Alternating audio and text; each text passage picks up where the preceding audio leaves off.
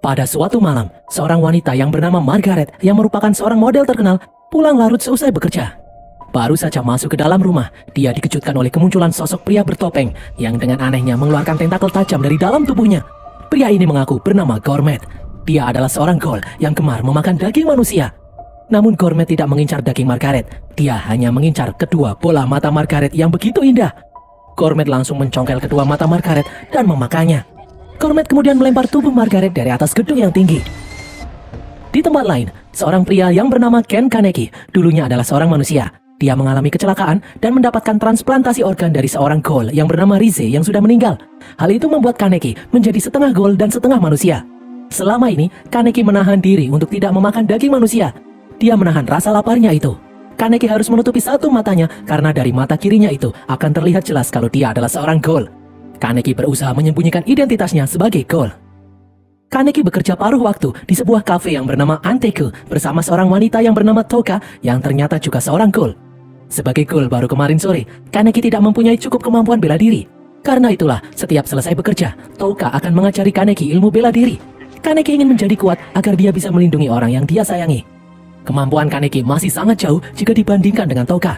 Toka sudah mempunyai kagune atau senjata yang keluar dari tubuhnya yang berbentuk seperti sayap tajam yang terbuat dari kaca.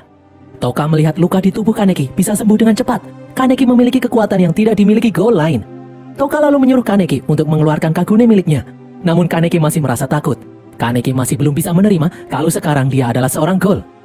Toka lalu menyuruh Kaneki untuk menjauhi teman manusianya. Karena jika teman Kaneki tahu kalau dia adalah ghoul, Toka terpaksa akan membunuh teman Kaneki itu. Karena identitas mereka sebagai ghoul tidak boleh diketahui oleh siapapun.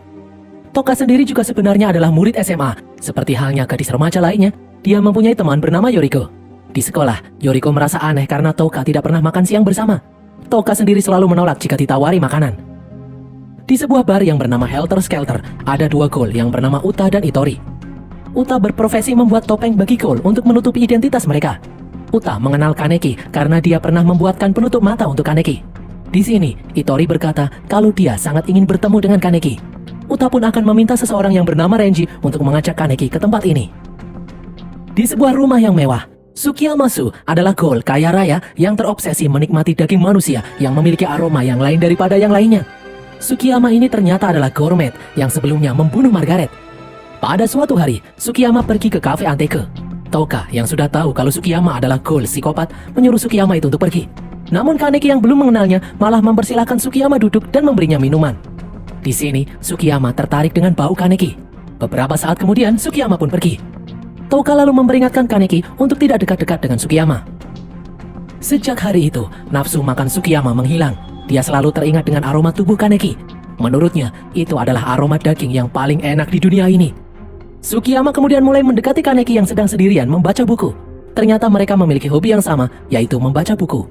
Tsukiyama pun mengajak Kaneki ke sebuah kafe buku. Kaneki yang selama ini tidak pernah mempunyai teman ngobrol tentang buku, akhirnya menyetujui ajakan Tsukiyama itu. Setelah Tsukiyama pergi, Kaneki lalu didatangi oleh seseorang yang bernama Renji. Renji datang menjemput Kaneki untuk menemui Itori dan Uta di dalam bar Helter Skelter. Itori lalu menyajikan minuman cairan darah kepada Kaneki. Kaneki tidak mau meminumnya, namun Itori memaksanya. Setelah menenggak darah itu, tiba-tiba mata kiri Kaneki bereaksi. Itori pun merasa takjub karena ini pertama kalinya dia melihat ghoul dengan satu mata. Uta pun menyuruh Itori berhenti membuat Kaneki merasa tidak nyaman. Itori kemudian menceritakan tentang rahasia kecelakaan Kaneki sebelumnya. Itori mengatakan kalau kecelakaan itu disengaja. Ada yang sengaja membunuh Rize. Kabarnya ada yang melihat seseorang di lokasi kejadian itu. Mendengar hal ini, Kaneki pun sangat penasaran.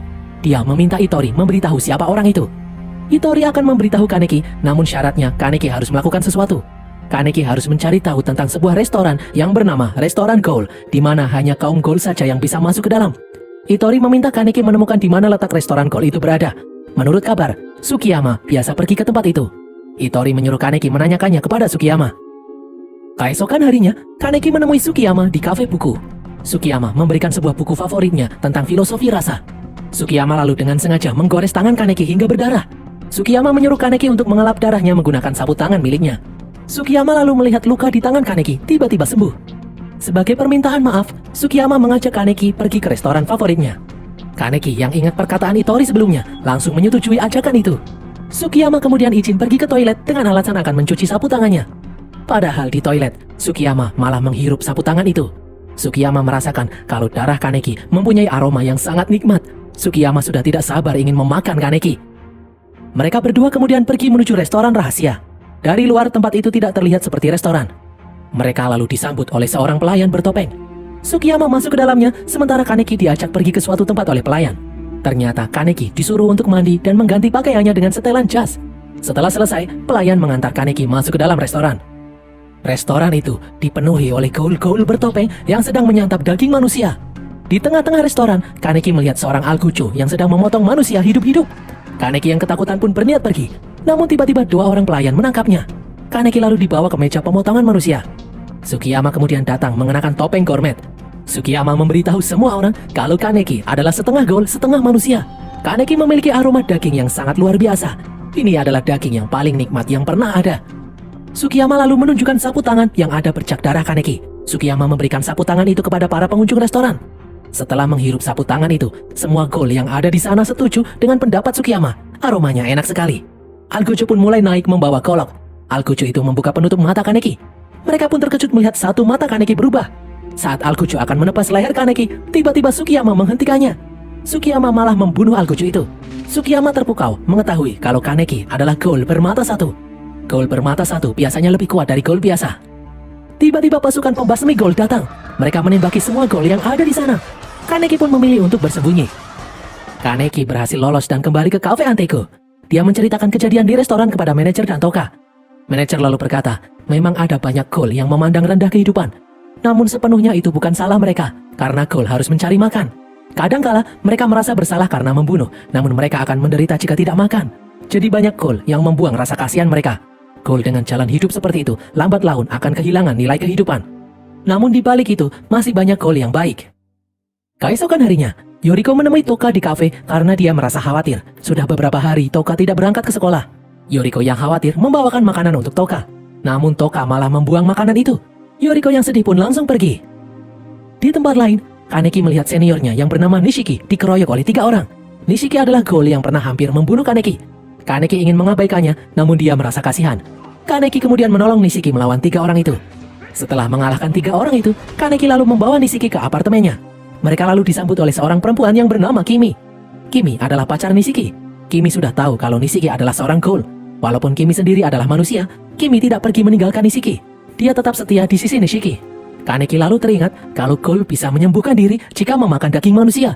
Kaneki pun berpamitan pergi mengambil daging manusia untuk dimakan Nishiki. Kaneki kemudian kembali ke kafe. Saat Kaneki sedang mengambil daging manusia, Toka kemudian datang. Toka mengira Kaneki akhirnya mau makan daging manusia. Namun Kaneki berkata kalau daging itu untuk diberikan kepada Nishiki. Tiba-tiba mereka mendengar bel kafe berbunyi. Saat diperiksa, Toka menemukan selembar surat. Surat itu berasal dari Sukiyama yang berisi kalau dia telah menculik Kimi. Sukiyama menyuruh Kaneki datang menemuinya. Jika tidak, Sukiyama akan memakan Kimi. Kaneki pun berniat pergi untuk menyelamatkan Kimi. Namun Toka melarangnya. Toka berkata kalau urusan manusia bukan urusan mereka. Nishiki yang sempoyongan kemudian datang ke kafe. Dia memberitahu kalau Kimi pergi dari rumah dan belum kembali. Kaneki lalu memperlihatkan surat dari Sukiyama. Nishiki yang marah berniat pergi menemui Sukiyama. Meskipun keadaannya masih lemah, namun Nishiki tidak bisa tinggal diam saat mengetahui Kimi terancam bahaya. Kaneki dan Nishiki pun bergegas pergi. Singkat cerita, mereka berdua tiba di tempat Sukiyama. Sukiyama menyuruh Kaneki memakan Kimi, dan setelah itu baru Sukiyama akan memakan Kaneki. Kaneki pun menolak dengan tegas. Sukiyama lalu maju memegang kepala Kaneki. Saat Nishiki mencoba menyerang, Sukiyama melemparnya hingga membentur tiang. Kaneki mencoba untuk melawan, namun Sukiyama jauh lebih kuat. Sukiyama sengaja menyiksa Kaneki sebelum memakannya. Tiba-tiba gaul dengan topeng kelinci menyerang Sukiyama. Itu adalah Toka. Serangan Toka membuat Sukiyama kewalahan. Kaneki pun ikut membantu bertarung. Namun Sukiyama yang terlalu kuat membalikan keadaan. Dia menendang Toka. Sukiyama lalu mematahkan tangan dan kaki Kaneki. Sukiyama lalu menusuk perut Kaneki dengan tangannya. Sukiyama mencilat darah Kaneki yang ada di tangannya itu. Nafsu makan Sukiyama pun semakin bertambah. Dia sangat ingin memakan Kaneki. Sukiyama lalu membawa Kaneki ke meja hidangan. Toka berusaha mencegah, namun Sukiyama mengeluarkan kagune miliknya dan langsung menusuk perut Toka. Sukiyama lalu membawa Kaneki ke hadapan Kimi. Sukiyama ingin memakan Kaneki dan Kimi sekaligus. Dari belakang, Nishiki mendorong Sukiyama. Nishiki berusaha membangunkan Kimi, namun gagal. Sukiyama malah justru mencekik dan melempar Nishiki. Di saat Sukiyama sibuk membereskan meja makannya, Kaneki merangkak menghampiri Toka yang sekarat. Kaneki menyuruh Toka memakan dagingnya agar Toka bisa kembali pulih. Di depan, Nishiki kembali menghampiri Kimi. Namun Sukiyama yang marah akhirnya menusuk Nishiki berkali-kali. Kaneki lalu berteriak menyuruh Sukiyama berhenti. Sukiyama melihat Toka memakan daging di pundak Kaneki. Sukiyama pun semakin emosi. Setelah kekuatan Toka kembali pulih, Toka maju menyerang Sukiyama dengan mengeluarkan Kagune miliknya. Kedua goli itu bertarung menggunakan Kagune masing-masing. Namun Sukiyama yang masih terlalu kuat menusuk pundak Toka. Setelah berhasil melepaskan diri, Toka melempar pecahan kaca dari sayapnya. Hal ini membuat Sukiyama terluka parah. Sukiyama pun berjalan mendekati Kimi untuk memakannya agar tenaganya kembali pulih. Namun tiba-tiba sebuah tentakel menusuknya dari belakang. Tentakel itu adalah Kagune milik Kaneki yang akhirnya keluar. Sukiyama lalu menahan tentakel Kaneki dengan tombaknya. Toka kemudian terbang di atas tentakel Kaneki dan kemudian memotong tombak Sukiyama. Sukiyama pun akhirnya berhasil dikalahkan. Toka kemudian berniat membunuh Kimi karena dia tahu identitas mereka. Namun Nishiki dan Kaneki melarangnya. Toka berkata kalau Kimi harus dibunuh. Tidak boleh ada lagi orang yang tahu tentang identitas mereka. Toka pun melemparkan pecahan kaca dari sayapnya. Namun Nishiki bangkit melindungi Kimi. Kimi yang sudah sadar kemudian terpesona melihat sayap milik Toka.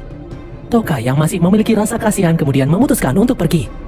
Singkat cerita, Nishiki akhirnya bekerja di kafe bersama Kaneki. Sedangkan Toka akhirnya memutuskan untuk kembali berteman dengan Yoriko. Untuk pertama kalinya, Toka mau makan bersama Yoriko.